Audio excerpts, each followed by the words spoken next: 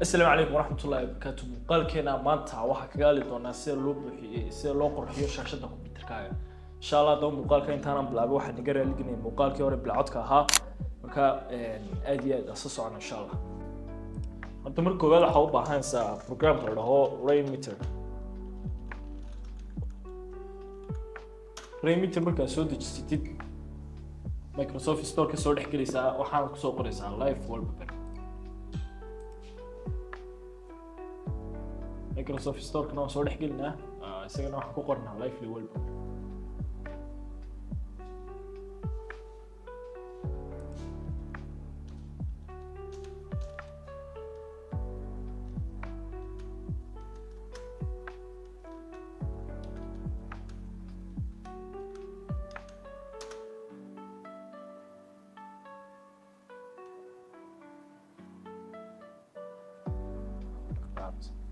Okay, live wallpaper marka waad ku soo qoraynaa way soo dejinayna isagana insha Allah.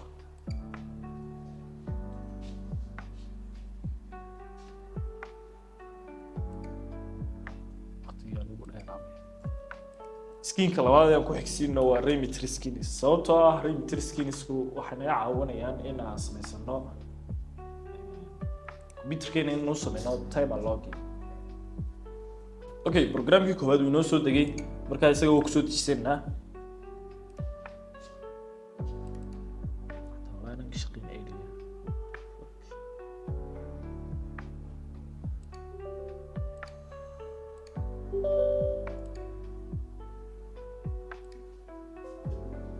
Okay, programku waa isagu soo degaya marka ma si dhex ka geli kartid isaga. Waa iska joojinaysaa.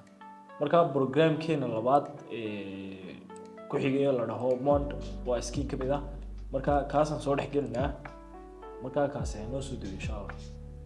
Waa hagaag isagana oo ku dul dhufaanaa marka waxa dhahaysa install oo caadi ugu soo degaya. Adoo close settings banaas.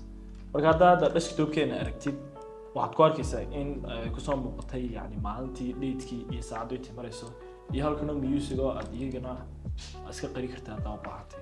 Cycle pinky oo dhinaca noo soo muuqday haddana waxay noo hadhay maxaa dhahay inaan soo dejisano wallpaperidii dhaqaaqay.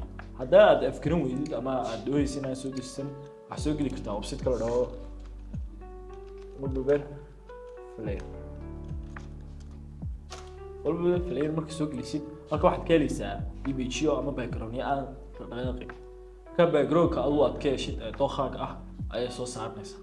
Marka hadda waxaan soo dejisanay wallpaperkii haddana waxaan ku soo gelinaynaa insha Allah settingskan soo gelinaynaa oo ku soo set gareynaa.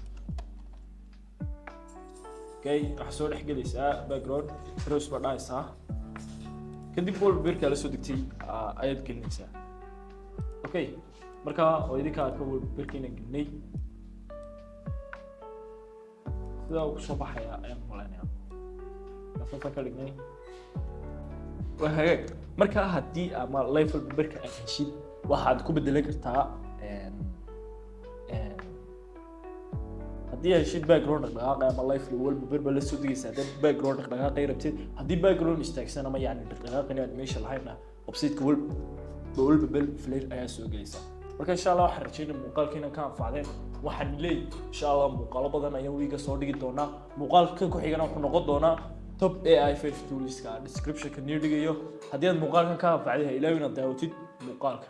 Wassalaamu calaykum warahmatullaahi ta'ala wa barakaatuh.